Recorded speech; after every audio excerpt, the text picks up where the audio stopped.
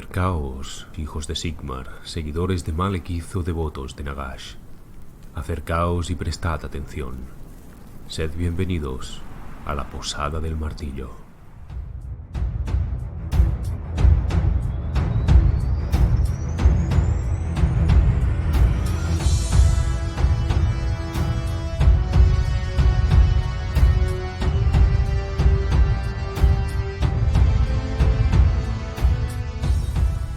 Saludos de nuevo.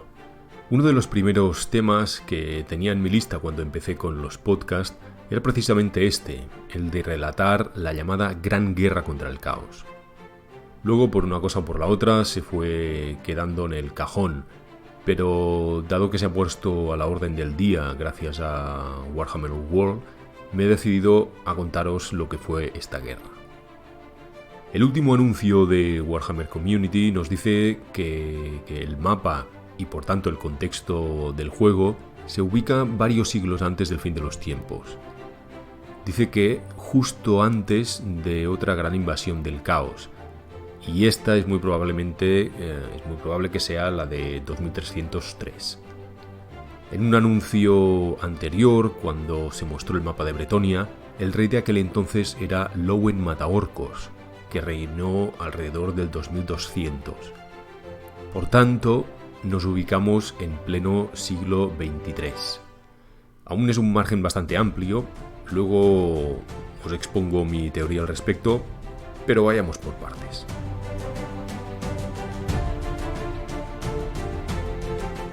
Como muchos sabréis, hace unos años recreamos la batalla final de esta confrontación en una épica partida a 40.000 puntos por bando que tenéis en el canal, la batalla a las puertas de Kislev. Ahí es donde empecé a ver que me tomaba el trasfondo bastante en serio e hice una búsqueda exhaustiva de toda la información posible acerca de esta guerra.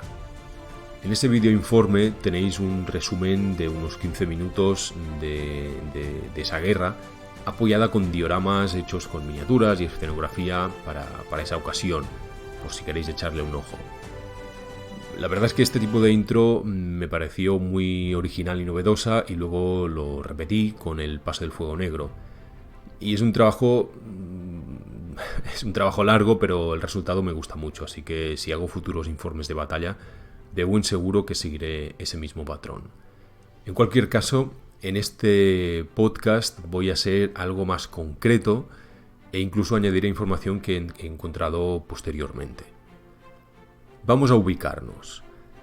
La Gran Guerra contra el Caos es la confrontación que tuvo lugar entre los años 2301 y 2303 entre las fuerzas caóticas y el resto de razas civilizadas en el mundo de Warhammer.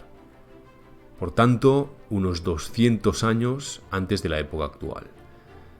Comúnmente se hace mención a esta guerra en la zona de Kislev y el Imperio. Sin embargo, afectó también a otras muchas partes del globo, como Luzuan, Katai y Lustria.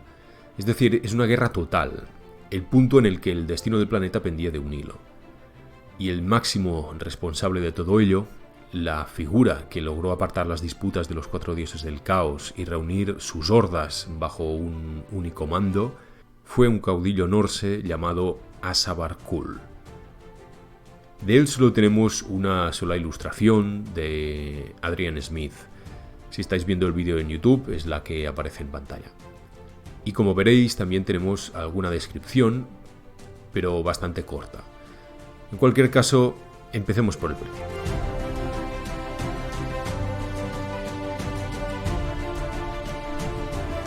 Desde que los portales del caos en los polos se colapsaron y los ancestrales desaparecieron del planeta, ha habido varios momentos en que las energías caóticas se han hecho más fuertes, desparramando sus energías sobre el globo. En estos momentos, los demonios podían aparecer en casi cualquier rincón del mundo con mucha más facilidad y las energías mágicas estaban desatadas. Hay algunos eruditos elfos que vinculan estos momentos a la proximidad de Morslip y a la alineación de algunos planetas. Cuando la luna verde está más cerca, pues más se desatan todas estas fuerzas. Y hablamos de la primera guerra contra el caos en el podcast dedicado al legendario héroe élfico Aenarion. Esta fue la guerra más larga, que duró nada menos que 1180 años. Gracias al propio Aenarion y a su amigo Calidor Domadragones, las hordas del caos fueron derrotadas y la magia en el mundo canalizada a través del vórtice. Otros héroes legendarios, posteriormente convertidos en dioses, lucharon en esta guerra en distintos lugares. Grimnir y Grunni en las montañas del fin del mundo, Optra en la tierra bendita de Nejecara. Mientras que en Lustria, el cacique Croak siguió combatiendo a sus enemigos incluso después de su muerte. Esta fue la guerra, así en mayúscula.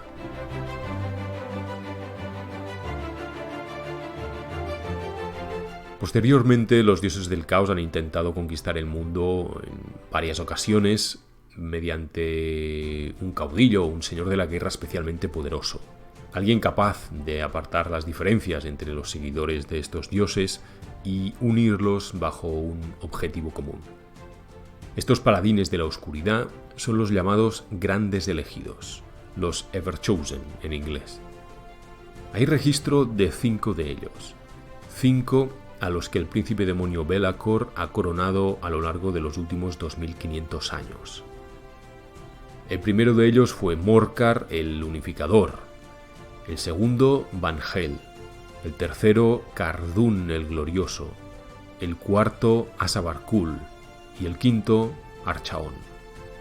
Sobre Morkar hablamos en el podcast dedicado a Sigmar y hoy hablaremos del cuarto de ellos, Asabarkul.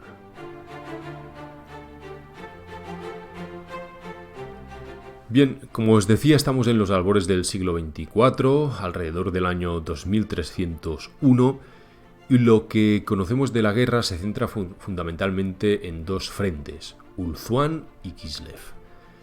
Tenéis un relato pormenorizado de la campaña en Ulthuan en el podcast de Tyrion y Teclis, pero vamos a hacer un resumen. La cuestión es que Malekith ya ha intentado invadir la isla de Ulthuan en varias ocasiones y en todas ellas ha terminado en fracaso. Básicamente porque no ha logrado superar la cordillera de las Anuli que da paso a los reinos interiores de la isla. Los pocos pasos que hay en esta cordillera están fuertemente fortificados. La Puerta del Águila, la del Fénix, del Grifo y demás. Así que Malekith busca una forma de superar este obstáculo y lo encuentra a través de un demonio. Pero no un demonio cualquiera, sino un gran demonio de Slaanesh llamado N'Kari. Este demonio fue derrotado por Aenarion en su momento y también por Tyrion y Teclis más recientemente, así que accede a ayudar al rey brujo, por venganza básicamente. Pero Malekith no es tonto, sabe que la criatura lo va a traicionar en el momento que pueda, así que le coloca unos brazaletes que permiten controlarlo mágicamente.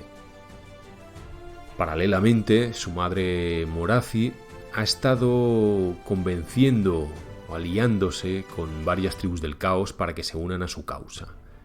Morathi siempre ha tenido contacto con los demonios, pero por primera vez se pone a la cabeza de una legión de bárbaros del caos para unirse a la campaña de su hijo. Malekith no lo aprueba. Para él, el caos es también un enemigo. Pero poco puede hacer para controlar a su madre. De hecho, mientras que Malekith lo único que pretende es hacerse con el trono de la isla, la intención de Morathi directamente es destruir el vórtice y dejar que el caos se abra paso en el mundo.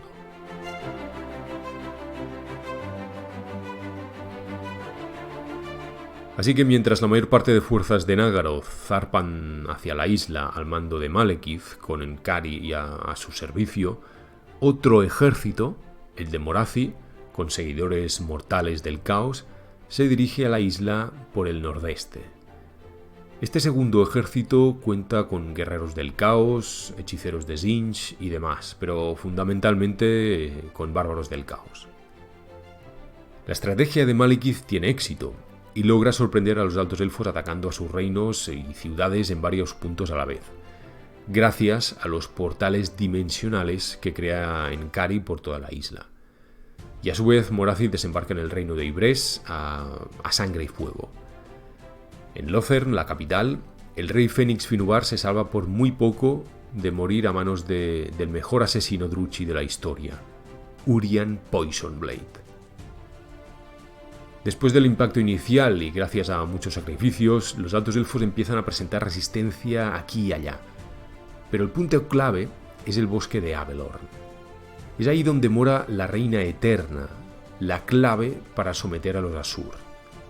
Malekith envía a su mejor general con un gran ejército para secuestrarla, pero no cuenta con la presencia del futuro gran héroe de los Asur, Tirion, uno de los descendientes del propio Aenarion.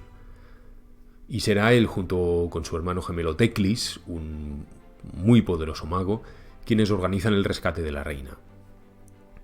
Malekith juega entonces su baza y envía directamente a Enkari a por ellos. En la parte más antigua de Avelorn, Enkari acaba enfrentándose a la vez contra Tirion, Teclis y Alarielle. Y al final los tres héroes altos elfos logran derrotarlo y desterrarlo al reino del caos. Al cabo de unas semanas, mientras muchas de las ciudades de Asur han caído ya o están en pleno asedio, muchos grupos dispersos de altos elfos acaban concentrándose en la llanura de Finuval, justo al linde del bosque de Avelorn, bajo el liderazgo de Alarielle. Y es ahí donde finalmente se presenta el rey brujo junto con buena parte de sus fuerzas. En la batalla subsiguiente, la batalla de la llanura Finuval, de proporciones épicas, los altos elfos logran resistir el choque. Tirion acaba con Urien Poisonblade en combate singular y en una jugada arriesgada, pero muy inteligente, Teclis consigue sorprender al rey brujo y lanzarle un hechizo que le aviva las llamas del Fénix que una vez quemaron su cuerpo. Con este hechizo, el dolor que siente el rey brujo es atroz y no tiene más remedio que huir. Mágicamente se teletransporta al único lugar donde la magia de Teclis no puede llegar. ¿Y cuál es este lugar? El reino del caos. Con su rey caído, los elfos oscuros empiezan a dudar y poco a poco empieza una desbandada general. Antes de que la cólera de los altos elfos se dirija hacia ella, Morathi también parte de la isla junto a sus hechiceras, dejando a las tribus de bárbaros del caos vendidas para cubrir su retirada, y serán totalmente aniquiladas posteriormente por los Asur. Después de Finuval, Tirion y Teclis se dirigen rápidamente hacia Lothern con un contingente de caballería. Ahí la ciudad está siendo asediada por mar y por tierra, y la vida del rey Fénix corre gran peligro. Consiguen llegar a tiempo y sorprender a las tropas asediantes por el flanco. Y con estos refuerzos y los ánimos renovados, la Guardia del Mar y los Leones Blancos, que son la guardia personal del rey Fénix, finalmente logran repeler a los elfos oscuros. Aunque también es verdad que los altos elfos recibieron una gran ayuda inesperada: la serpiente marina Amanar. Esta serpiente marina de tamaño titánico aparece en el DLC del Total War de la Costa del Vampiro, aunque bueno, ahí es un Merwin, no una serpiente, pero bueno. En cualquier caso, no es una invención de los diseñadores de Total War. Es muy poco conocida, pero los altos elfos sabrán que hay algún objeto mágico que hace referencia a este monstruo en los libros de ejército. Se trata de una bestia que vive en las profundidades cerca de Ulthuan y que protege la isla en sus momentos de máxima necesidad. De hecho, solo se la ha visto en 3 ocasiones: en la época de Aenarion, en la Secesión y precisamente en la Gran Guerra contra el Caos, destruyendo navíos elfos oscuros a las puertas del estrecho de Lothern. De hecho, si os fijáis, en los escudos de las miniaturas de la Guardia del Mar de Lothern, Amanar es la serpiente que aparece en los escudos.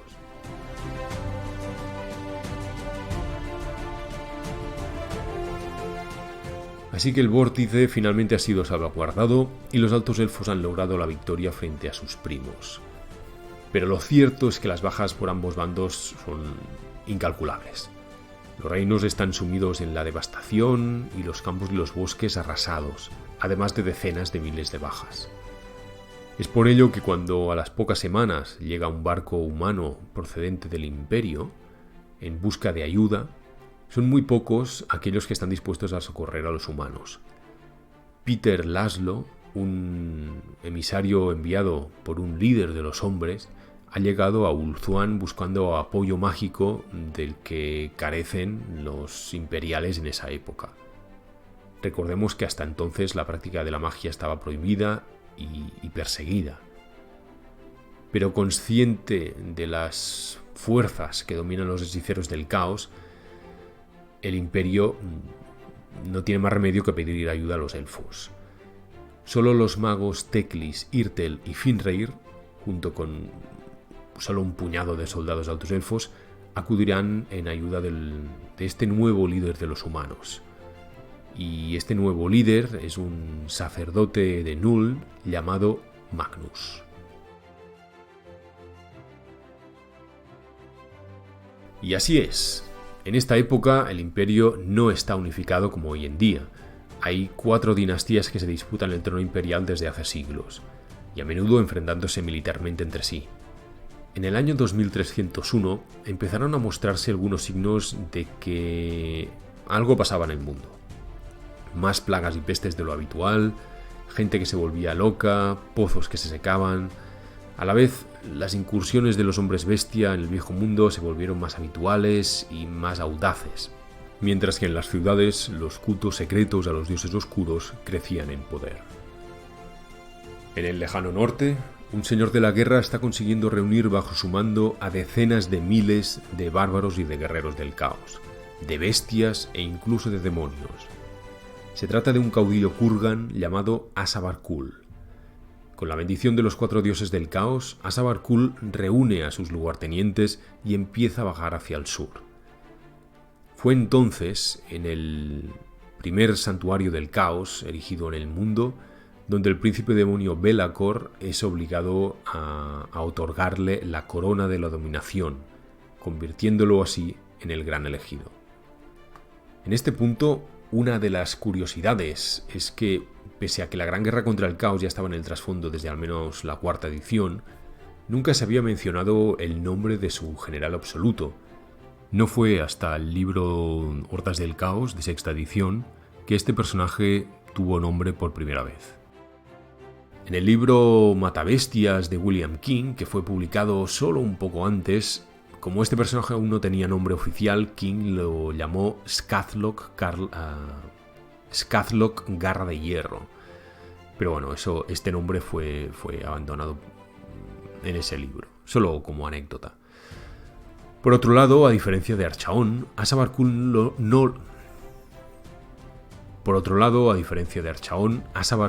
no logró reunir los 6 grandes tesoros del caos, que son la marca del elegido, la espada matarreyes, el ojo de Shirian, el corcet del apocalipsis, la armadura de Morkar y la corona de la dominación.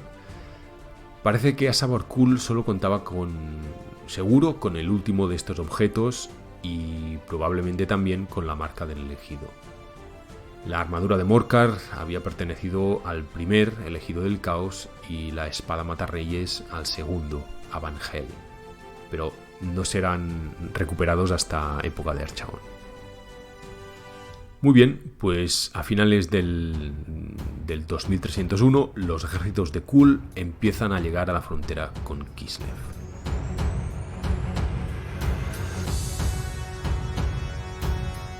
Se dice que su ejército es tan grande que sus estandartes tapan el horizonte. En esta época el zar de Kislev es Alexis Romanov, en algunas fuentes Alexander, pero bueno, es lo mismo. Y viendo lo que se le viene encima, rápidamente pide ayuda a sus aliados, al imperio y a los enanos. En este momento también deberíamos ubicar el asedio a Karak Dum, la fortaleza enana ubicada más al norte, cerca de los desiertos del caos, y que Gotrek y Félix visitan en la novela Matademonios. Sin embargo, el imperio está sumido en la anarquía. Los condes electores siguen peleándose entre sí mientras sus tierras son atacadas constantemente por manadas de hombres bestia y cultos de adoradores del caos. Incluso los templos de Ulrich y de Sigmar están enfrascados en disputas políticas. Así que tan solo el conde Bavarik de Ostland, desde su capital en Wolfenburgo, deja a un lado todas estas disputas y envía un ejército de ayuda hacia Kislev, liderado por él mismo. Los ejércitos de Ostland y de Kislev se reúnen al poco y se dirigen juntos hacia el norte para cortar el avance de la Horda. El enfrentamiento entre estas dos fuerzas se produce en la primavera del año 2302 entre los pueblos de Murmagrad y Chazazk. La batalla es encarnizada y cuando la Legión del Grifo logra cargar por el flanco al ejército de Kull, los humanos aumentan sus esperanzas de victoria. Pero entonces aparece el monstruo legendario, Kholek Comesoles. Un ogro dragón tan viejo y enorme que estaba presente incluso el fatídico día en que su raza pactó con los dioses oscuros su alianza para evitar la extinción. Es decir, es muy viejo. Bueno, si habéis visto su perfil en octava edición o en el Total War, estamos hablando de una auténtica máquina de la destrucción. Kholek detiene la carga de la Legión del Grifo y barre literalmente a sus jinetes. La contracarga del caos es inmediata, esta vez con el propio Kull en cabeza, montado en su carro de guerra. Kull sega vidas humanas como si fueran hierba seca. Incluso el gran oso Urbich, de quien se decía que era el espíritu de Kislev, cae ante sus hachas gemelas. He aquí, por cierto, la referencia de dónde sale ese oso espectral de Kislev para el Total War y que vimos en el tráiler. Pues aquí tenemos una referencia a este espíritu de Kislev en forma de oso. La batalla finalmente se convierte en una masacre y los pocos supervivientes cruzan el río Linsk y convierten los pocos puentes que hay en puestos de defensa improvisados. Están decididos incluso a destruir los puentes si se ven superados. En esa época del año el río Linsk baja con mucha fuerza debido al deshielo que empieza a bajar de las montañas, de modo que los puentes son los únicos pasos posibles. O eso creen ellos. Kull ordena tirar al agua los miles de cadáveres del día anterior y son tantos y hay tanta sangre que las aguas del río empiezan a ralentizarse. Entonces los hechiceros del caos invocan su magia para congelar las aguas y permitir así que las tropas puedan cruzar el río perfectamente. Las últimas tropas kislevitas que resisten, así pues, son finalmente rodeadas y aniquiladas.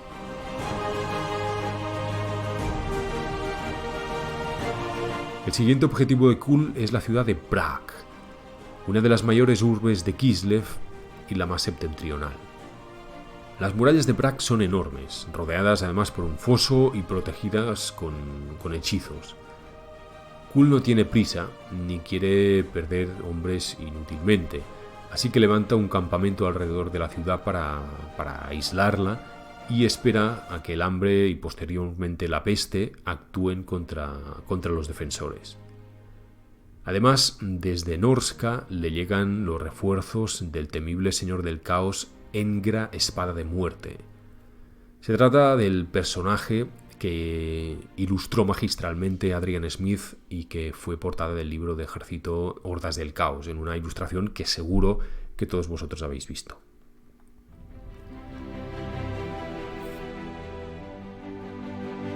Mientras, mucho más al sur, en la ciudad de Nuln, en la ciudad imperial de Nuln, ha aparecido un nuevo líder. Un joven noble, sacerdote de Sigmar, llamado Magnus von Wildhofen. Con una excelente combinación de carisma, liderazgo y de pasión, Magnus empieza a predicar por las calles la necesidad de organizar un gran ejército para derrotar al caos. Pronto su fama se extiende más allá de la propia ciudad y empieza a reunir una gran multitud de seguidores. No solo ciudadanos del pueblo llano, sino también soldados, devotos de Sigmar y toda clase de gente. Viendo a un actor neutral que goza de gran admiración, los condes electores se acaban fijando en él y después de conocerlo lo reconocen como a un líder a quienes están dispuestos a seguir. Tal es el liderazgo que emana de Magnus, a quien empiezan a llamar el Piadoso.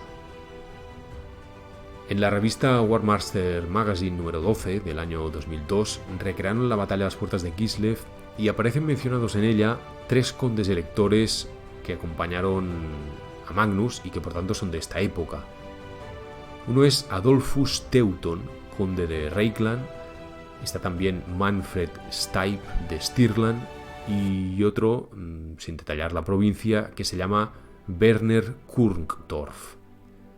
Al igual que ocurre con otros 2 personajes del caos que aparecen después, solo he encontrado sus nombres en esta publicación y además estaban fuera del relato histórico propiamente dicho, de manera que yo no daría 100% por oficiales estos nombres.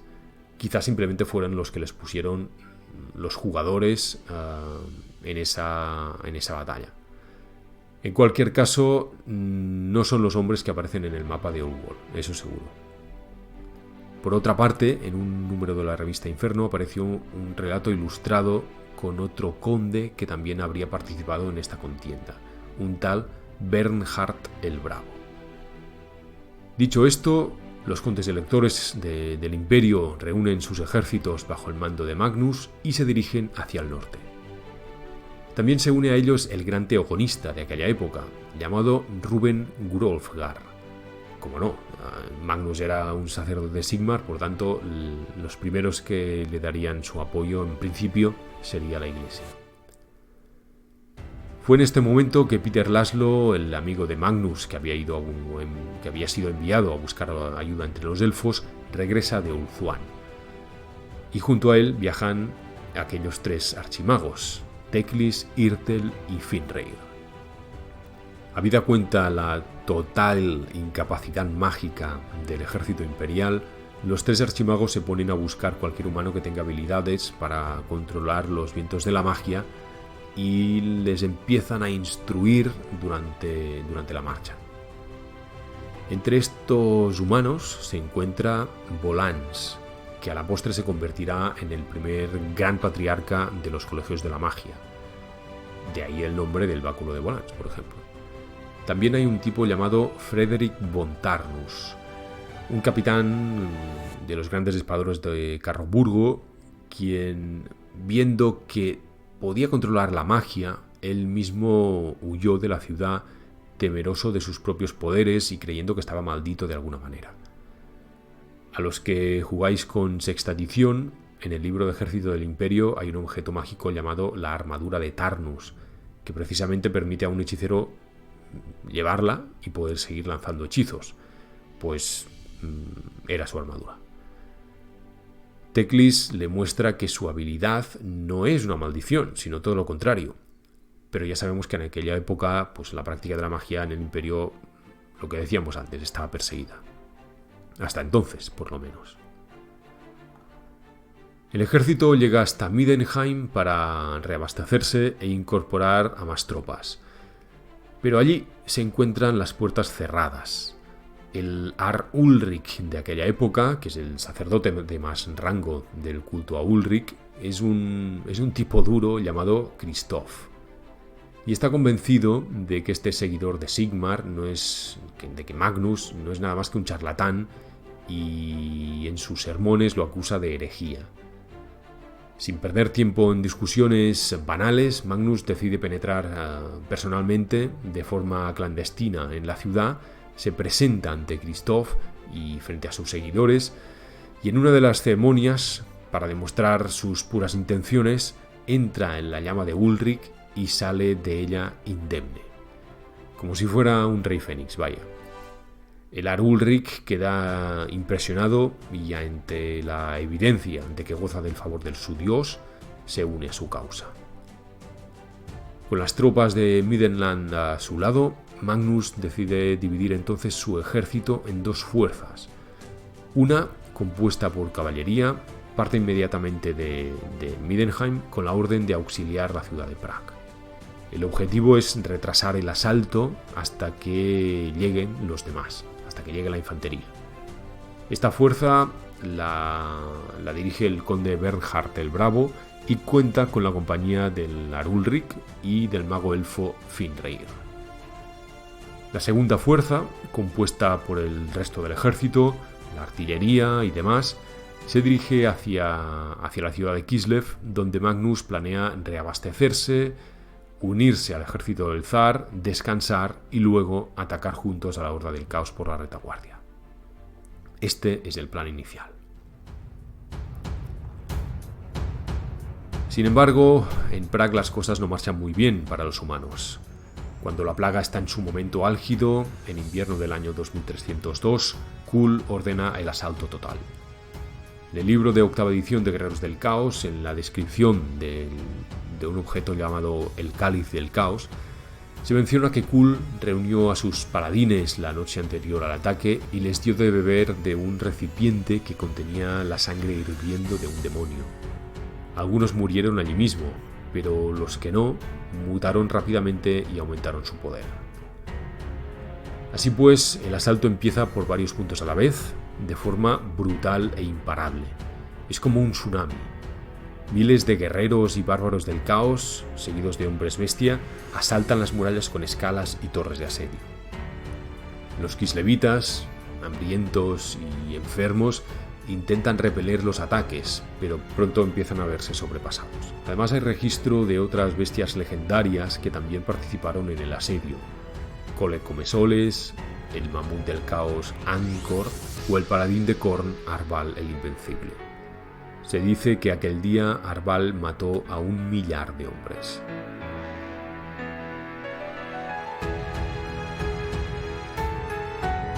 Ante todos estos enemigos, la ciudad no tarda en caer, y sin embargo no hay rendición posible. Todos sus habitantes son pasados a cuchillo.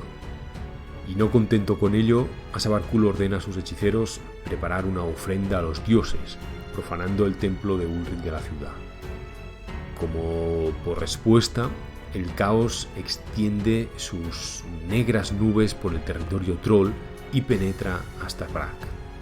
Las calles de la ciudad entonces se doblegan ante su poder. Los hombres y la piedra quedan retorcidos y fundidos en un solo cuerpo. Sus almas atormentadas gritan a través de las murallas y los callejones. Prag se convierte en un lugar de pesadilla. El ejército de caballería que había mandado Magnus llega demasiado tarde.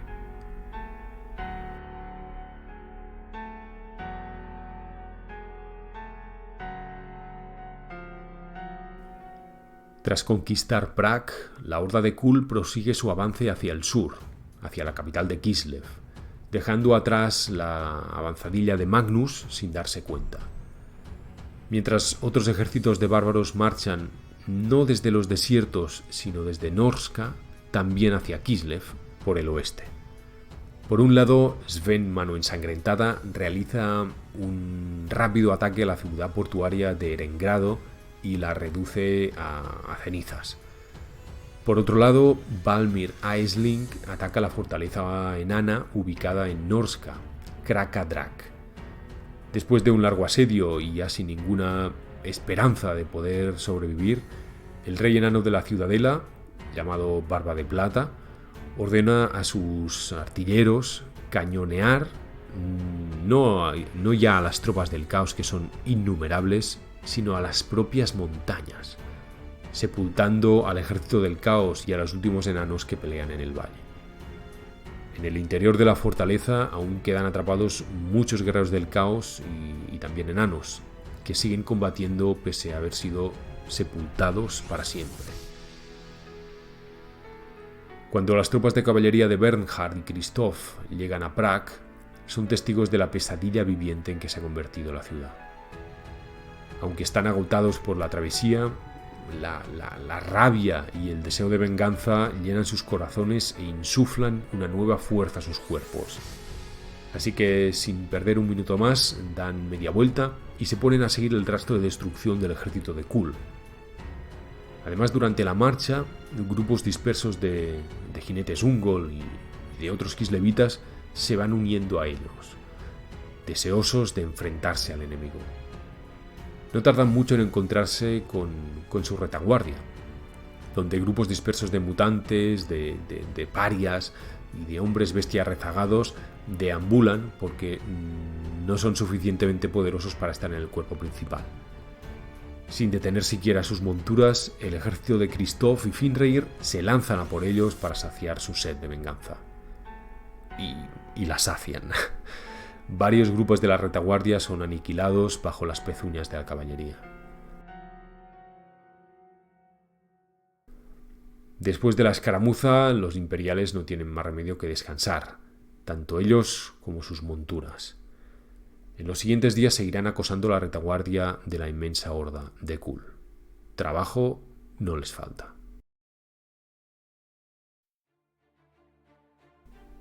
Pero no todas las noticias son malas. El alto rey enano, que por aquel entonces era Alriksson, el predecesor de Thorgrim, custodio de agravios, llega a Kislev con un buen montón de tropas, y el zar Alexis lo recibe, como no, con los brazos abiertos. Lo que es más, Alriksson no solo ha traído consigo un gran número de guerreros, sino también un cuerpo de ingenieros, que rápidamente se ponen a trabajar en los muros de la ciudad para preparar y mejorar en mucho todas sus defensas. Aquí podéis ver cómo el perímetro de la ciudad acaba siendo defendida primero por un campo frisio, un foso, luego una empalizada, otro foso, una primera línea de muralla, un tercer foso y finalmente la muralla principal. Nada mal. Demetrio Poliorcetes estaría orgulloso.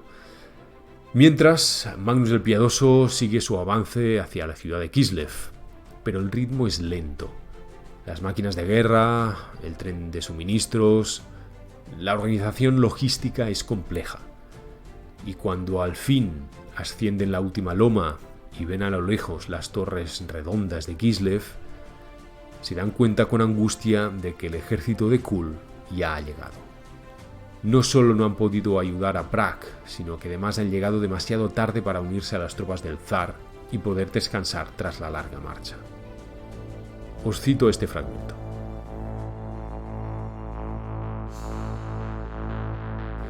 El ejército se desplegó alrededor de las murallas de Kislev, con sus negros estandartes ondeando al viento, en las colinas de alrededor. Podían verse los estandartes de los 4 dioses del caos allí donde habían acampado sus paladines. Los guerreros y los caballeros del caos aguardaban en apretadas filas, esperando la señal de avanzar. Los hechiceros esperaban detrás de los guerreros o vagaban entre las tropas montados sobre bestias de apariencia indescriptiblemente horrible. Los ruidosos hombres bestia estaban reunidos alrededor de los estandartes de sus comandantes, relinchando y bramando por la excitación.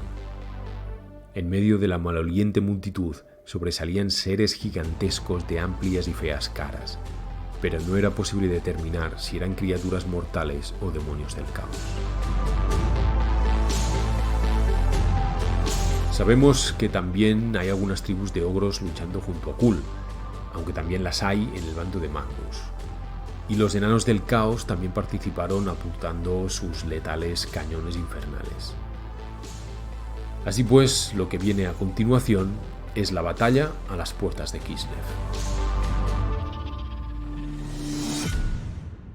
La primera ficha en mover son los hombres bestia, que asaltan la empalizada de forma brutal. Pese a las centenares de bajas debido al fuego sostenido de arcos y arcabuces, los hombres bestia no detienen su ataque. El frenesí de la batalla, la resolución de sus líderes y la mirada de los dioses se lo impiden. Así que poco a poco, pese a las muchísimas bajas, van tomando las primeras líneas de defensa, obligando a enanos y a kislevitas a retirarse. Es entonces cuando el ejército de Magnus se coloca en posición a la vista del ejército enemigo. Rápidamente, Kull ordena a sus lugartenientes hacer frente a esta nueva amenaza, pero sin detener el asalto a la ciudad. Así pues, de esta forma, la Horda del Caos se divide en 2 frentes. Las baterías de artillería de Null rápidamente se ponen a trabajar, arrojando cantidades indecentes de proyectiles. Lo bueno es que el enemigo es tan numeroso que es imposible fallar. Y en cuanto se ponen a distancia, Magnus ordena la carga. Con su estandarte del grifo ondeando al viento, el impacto de las dos enormes fuerzas es indescriptible. La fuerza de la caballería imperial permite penetrar profundamente en las líneas enemigas, mientras que las tropas estatales, milicianos y flagelantes los siguen de cerca. Por su parte, Teclis, Irtel, Volans y compañía tratan de contrarrestar los hechizos de los chamanes y de los hechiceros del caos. En ese número de la revista War Master Magazine se menciona a 3 de estos hechiceros del caos: Balaal, Nagar y Sithis. Cada uno de ellos, atención, montado en un dragón del caos. Sabemos también que los héroes de Nargel, Blow-Up Engendro Podrido y Orgots Vómito de Demonio, que participaron en el fin de los tiempos, estaban presentes en esta batalla. ¡Qué jovencillos serían! A todo esto, obviamente, habría que sumar a un montón de hechiceros y demonios de Slaanesh, Tzeentch o Nargel capaces de canalizar los vientos de la magia. Por lo tanto, aquí Teclis y compañía están en franca desventaja. La cuestión es que desde las murallas de la ciudad, los kislevitas siguen con entusiasmo esta devastadora carga de los imperiales, olvidándose momentáneamente de su propia batalla y exhortándoles a continuar. Sin embargo, el entusiasmo se va desvaneciendo a medida que se hace evidente que la carga imperial no va a lograr romper las líneas enemigas. La horda del caos es mucho más numerosa y en cuanto el ímpetu de la carga se apaga, la marea de guerreros del norte empieza a engullirlos. El primer héroe en caer es el mago alto elfo Irtel, que se enfrenta junto a Teclis a un guardián de los secretos. Al final logran devolver al demonio a la disformidad, pero a costa de la vida de Irtel. Viendo el peligro sobre el ejército de Magnus, Alriksson ordena a sus 300 barbas largas a realizar una salida desde la ciudad para tratar de ayudarlos, para tratar de llegar hasta ellos. Sin embargo, no llegan demasiado lejos. La élite de Asabarkul, sus elegidos, cortan el avance de los enanos y estos son obligados a retroceder de vuelta a las murallas. Apenas la mitad de ellos lo consigue. Kul sigue presionando en ambos frentes y al fin las torres de asedio logran arribar a las murallas. Parece que el tiempo de Kislev se está agotando. Sin embargo, en el flanco norte del ejército de Kul empiezan a sonar unas trompetas. No es el sonido de los cuernos de los hombres bestia ni de las flautas de los demonios. Es el sonido de la caballería del conde Bernhard y del Ard Ulrich Christoph. Su llegada es un punto de inflexión en la batalla. No es un gran contingente, pero está formado íntegramente por caballería y sus hombres están llenos de odio. Su impacto es tremendo y las filas del caos empiezan a flaquear. Aunque siguen siendo mucho más numerosos, ahora se encuentran atrapados entre dos ejércitos y los defensores de Kislev.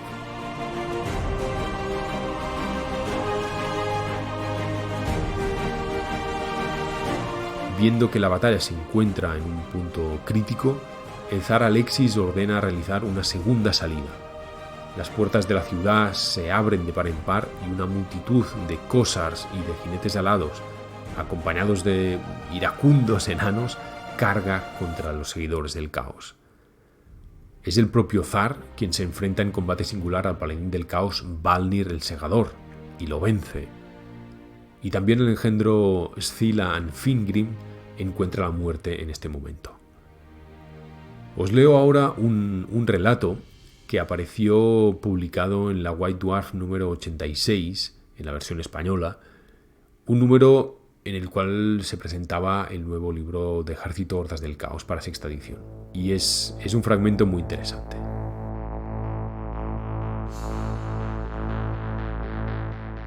Un grupo enorme de jinetes acorazados se acercaba cargando a toda velocidad por el vacío que se había formado en aquella parte del campo de batalla, y delante de ellos se erguía un carro gigantesco tirado por tres bestias inmensas de grandes colmillos y cuernos que sobresalían por toda la piel de color negro carbón. A Magnus se le hacía difícil mirar directamente al carro debido a las extrañas runas y símbolos que colgaban de una media docena de astas de hierro que hacían que el aire se retorciera y que le hacían llorar los ojos. Este es uno de sus líderes, le dijo una voz. Esta es la bestia con forma humana a la que llaman Asabarkul. Un poco más calmado, Magnus vio que el carro giraba para dirigirse hacia él, mientras sus ruedas repletas de pinchos iban aplastando los cuerpos de los caídos en combate y hacían saltar la nieve y la sangre a su paso. Los caballeros del caos tiraron de las riendas de sus monturas a la orden de la criatura que iba en el carro, con lo que frenaron su avance y dejaron que su señor de la guerra siguiera aproximándose a él solo. La nieve se fundía bajo las ardientes pisadas de aquellos caballos sobrenaturales que tiraban del carro y que se acercaban a Magnus con gran estruendo y velocidad terrorífica. Magnus no dio ni un paso atrás, haciendo gala de una gran entereza, y aquella máquina de guerra se abalanzó contra él para acabar por dar un giro brusco y detenerse justo en el último instante. Los dioses me han dicho que solo tú te interpones en el camino hacia la gloria, rugió el guerrero desde el carro. Te arrancaré el corazón con mis manos y luego arrasaré la ciudad. Cuando Kull bajó del carro, Magnus se dio cuenta de lo realmente enorme que era aquel guerrero, pues pasaba medio cuerpo por encima de la cabeza del sacerdote de Sigmar. Sin embargo, Magnus no sintió miedo alguno. Se sentía rebosante de calma y serenidad, igual que si se encontrara rezando una oración tranquilamente, en lugar de estar en medio de un campo de batalla bañado en sangre. Cuando Magnus fijó su mirada en el paladín del caos, el silencio pareció cernirse a su alrededor, aunque volvió a romperse cuando Kull desenvainó de la funda en su espalda una espada descomunal que crepitaba de energía, tras lo cual el aire se llenó de un agudo zumbido que resultaba ensordecedor. Su armadura estalló en llamas envolviendo al guerrero de humo al avanzar, y la espada pareció crecer en su puño. Magnus permaneció impasible, incluso cuando aquel señor de la guerra grande como un ogro se lanzó a la carga contra él, cubriendo al sacerdote con su sombra. Lanzando un grito de guerra en una lengua que Magnus no alcanzó a comprender, Kull se abalanzó contra el sacerdote. La espada demonio que empuñaba lanzó un chillido agudo al tiempo que cortaba el aire trazando un arco en dirección al devoto servidor de Sigmar. Magnus dio 2 pasos a la izquierda instintivamente y levantó su propia espada, que empezó a brillar con un fulgor azul. La espada rúnica del caos hizo saltar chispas en el arma de Magnus cuando éste detuvo el golpe, y girando sobre sí mismo rápidamente, lanzó una estocada contra el cuello acorazado de Kull. La espada del sacerdote rebotó sobre la armadura infernal y a Magnus se le entumeció la mano. Acto seguido, tuvo que echarse atrás a la desesperada, ya que Asabarkul descargó un golpe en vertical que lo hubiera partido en 2 de la cabeza a la ingle. Durante lo que pareció una eternidad, los dos fueron intercambiando golpes, entrechocando sus espadas una y otra vez, provocándose heridas superficiales de vez en cuando, hasta que ambos acabaron chorreando sangre por una decena de cortes. Magnus no sentía cansancio en brazos ni piernas, y obviamente Kull no había hecho más que empezar. Si seguían así, la batalla podía durar siglos. Pero entonces Kull cometió un error fatídico, ya que al arremeter con su espada con una fuerza brutal, ésta se clavó más de medio metro en el suelo y le hizo perder el equilibrio durante un instante. Usando toda la fuerza de sus brazos, Magnus cortó de cuajo el brazo derecho del paladín, y la potencia del golpe mandó a Kull unos metros hacia atrás. Asabar observó el corte, y luego, como si no fuera más que un rasguño, sacó un hacha del cinto con la mano izquierda. Sin embargo, ahora era Magnus el que llevaba ventaja, por lo que decidió sacarle el máximo partido atacando constantemente el flanco derecho de la bestia, mediante golpes de revés, hasta que al final sus mandobles consiguieron arrancar el hacha de la mano de Kull. Al quedarse indefenso, el guerrero se detuvo y miró a Magnus con los ojos brillando en el interior de su yelmo. Los dioses me prometieron la gloria y la eterna conquista si lograba derrotarte, dijo Kull, quitándose el casco. Les he fallado, y la victoria es tuya. Sin dudarlo ni un segundo, Magnus blandió su espada y la cabeza de Kull salió despedida por los aires y fue a caer a unos 5 metros de distancia. Fueron tus dioses los que te fallaron a ti, se dijo Magnus con un susurro mientras contemplaba el cadáver del paladín del caos. Mi Dios siempre está a mi lado. Atrapada en 3 frentes y con su líder caído, la Horda del Caos empieza entonces a colapsar. Los primeros en huir son los hombres bestia, y el pánico se propaga rápidamente como un incendio. Luego le siguen los varones del caos, y los demonios empiezan a desvanecerse a medida que la concentración de poder oscuro se va disipando. Tan solo los acorazados guerreros del caos siguen su trabajo de forma imperturbable. Pero no son tan numerosos y poco a poco van siendo rodeados. El ejército del caos se va desintegrando rápidamente. Muchos de los grupos que huyen acaban siendo perseguidos y alcanzados durante aquella tarde. Al final de ese día, el gran ejército de Asabarkul finalmente es destruido. Aunque han muerto la mitad de sus habitantes y millares de hombres del imperio yacen destrozados a sus puertas, Kislev ha resistido. Después de esta batalla, el poder del caos retrocede de nuevo hacia el norte, aunque habiendo ganado un poco más de terreno que al empezar la guerra. La ciudad de Prag es destruida en gran parte por los propios kislevitas y reconstruida de nuevo para purgarla de toda maldad. Tal y como vimos en el libro Matabestias, posteriormente Prag será sitiada de nuevo por el caos y ya en el fin de los tiempos lo será por partida doble, primero por Aekol Helbras y luego por Throg, el rey troll, que la convertirá en su cubil. Así que, pobre Prag. En fin, el caso es que después de la batalla a las puertas de Kislev, las tierras del imperio son también limpiadas de hombres bestia. Aunque antes de volver a Nuln, Magnus se dirige hacia la maldita ciudad de Morheim para tratar de hacer lo mismo, de arrancar el mal que yace ahí. Sin embargo, no lo consigue. Pese a incendiar la ciudad, no consigue acabar con esta mancha de corrupción en medio del imperio. Este fragmento se nos cuenta en el libro City of Damned. Finalmente, en una asamblea de todos los condes electores, Magnus el Piadoso es elegido emperador en el año 2304. Por primera vez en 1000 años, el imperio vuelve a estar bajo el mando de un solo gobernante.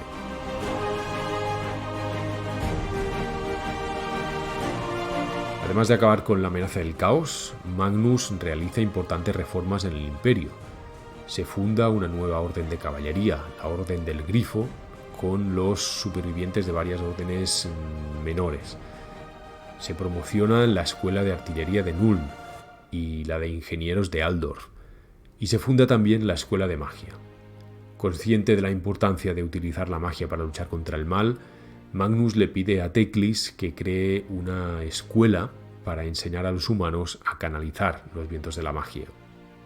Pese a las objeciones de algunos elfos y también de algunos humanos, Teclis acaba creando los colegios de la magia y se queda en el imperio algunos años como instructor. La vara del mago que cayó en batalla, la que llevaba Irtel, se convertirá en el símbolo del Patriarca Supremo y se ha conocido desde entonces como el Báculo de Volans, dado que este se convierte, como decíamos antes, en el primer Patriarca Supremo. Desde este momento, al menos oficialmente, los magos ya no serán perseguidos en el Imperio, aunque es cierto que los cazadores de brujas siempre los vigilarán de cerca. Por lo que respecta a los enanos, el rey Alriksson vuelve a Karazakarak habiendo cumplido con su deber. Sin embargo, ha perdido a 2 de sus hijos en la batalla y sus propias heridas físicas y espirituales ya no logran sanarse jamás. Y hasta aquí el relato de la batalla.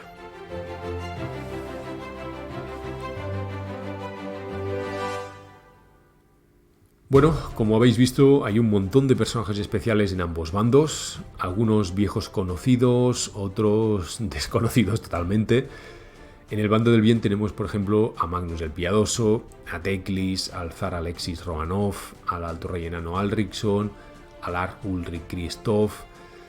Y por parte del caos hemos visto a Sabarkul, a Kole Comesoles, Scylla, Valnir el Segador, Engra Espada de Muerte, Arval el Invencible y otros muchos. Y también hay un montón de objetos mágicos en los libros de ejército que evocan a esta época.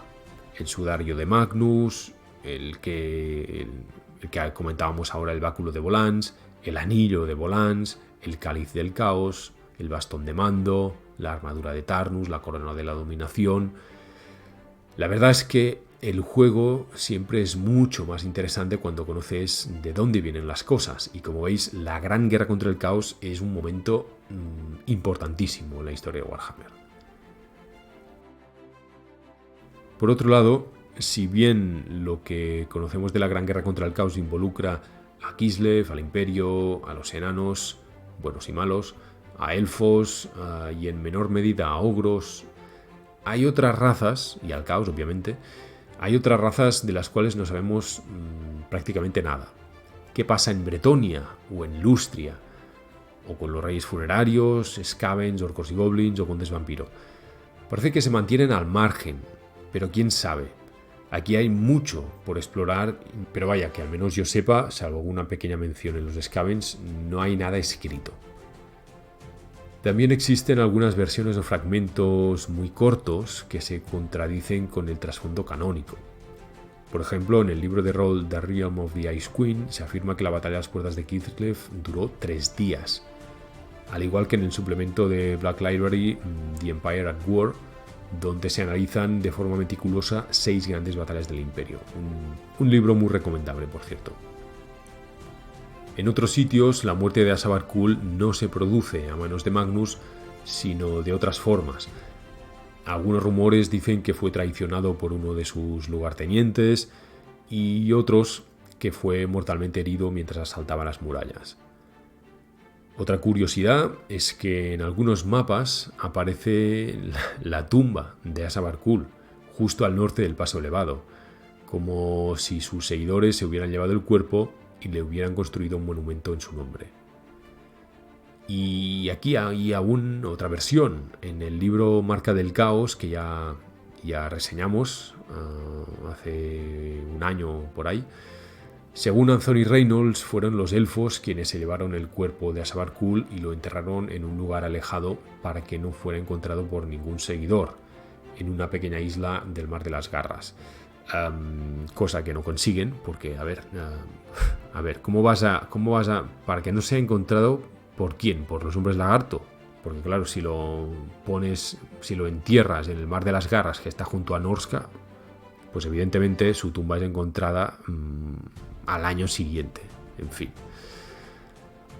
En relación a la guerra en Urzuan, en la mayor parte de los libros pone que los altos elfos no pudieron despertar a los dragones para enfrentarse a los elfos oscuros. Quizá fue debido al influjo creciente del caos o quizá a los hechizos de los Druchi, pero el caso es que no había ningún dragón alto elfo surcando los cielos.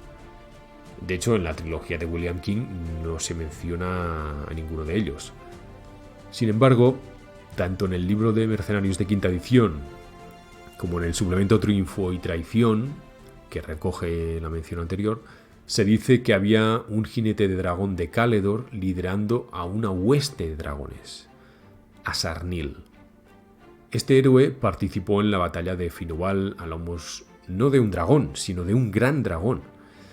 Y después de la victoria sobre Malekith, se le había ordenado partir de inmediato para ayudar a la ciudad de Lothern y levantar el asedio, pero hizo caso omiso y se fue a luchar a su reino, a Caledor. En consecuencia, el rey Fénix, pues como es lógico, lo desterró.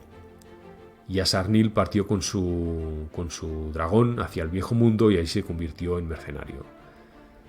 Sinceramente creo que en este caso Nigel Stillman, que fue el autor del libro de Mercenarios, no se leyó el trasfondo de la guerra y no se enteró de que no podía haber dragones. Pero bueno. A modo de curiosidad, os diré que hace unos años un grupo de juego australiano hizo la partida de la batalla de la llanura Firubal a unos 20.000 puntos por bando. Si queréis echarle un ojo, tienen un informe de batalla escrito y un montón de fotos en su blog. Os dejaré el enlace en la descripción del vídeo.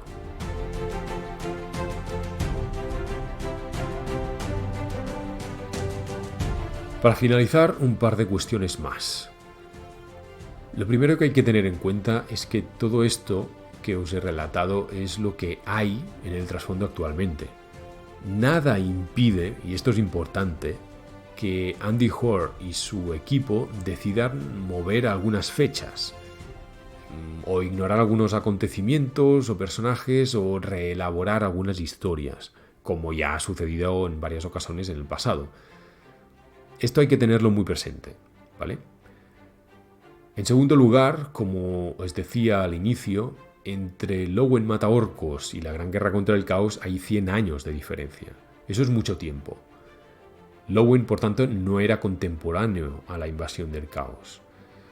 Pero en cambio, el último anuncio en la web parecía indicar que los tiros iban hacia ahí, hacia la invasión del Caos.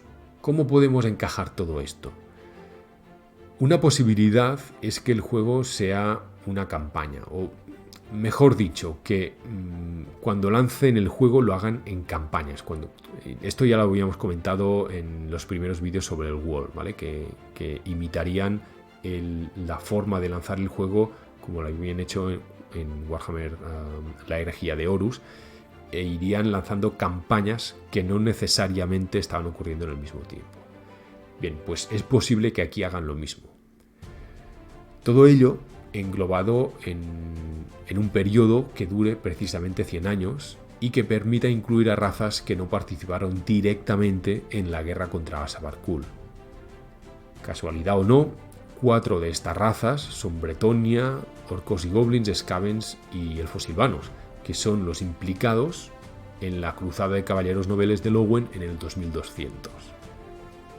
Paralelamente, durante este tiempo, quizá podrían relatarnos la vida de Asabarkul hasta convertirse en el gran elegido y así enlazar con su invasión.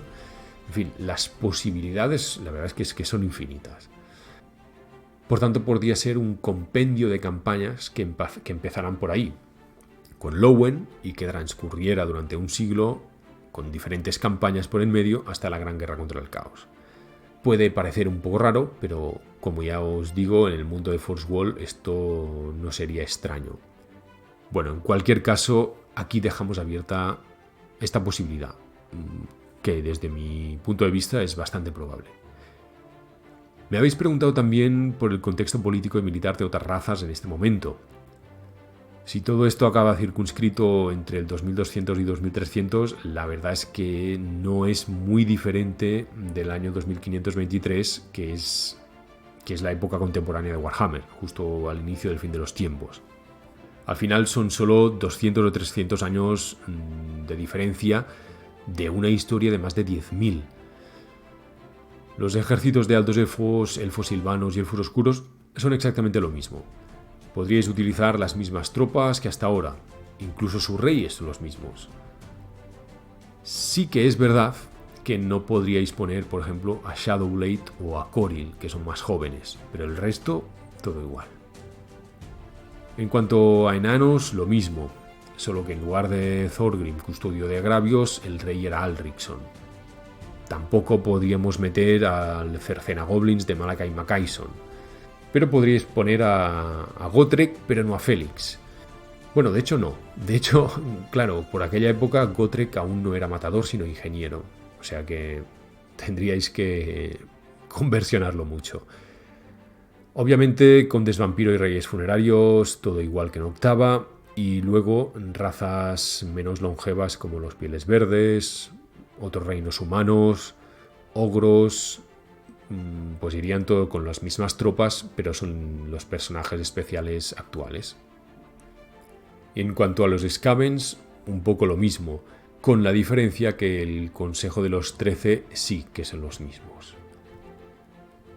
Por último, solo faltarían los hombres lagarto, y en este caso creo que solo faltaría Oxiotl, que estaba en los Reinos del Caos, y Tengen Hanui diría que tampoco vivía en el 2200.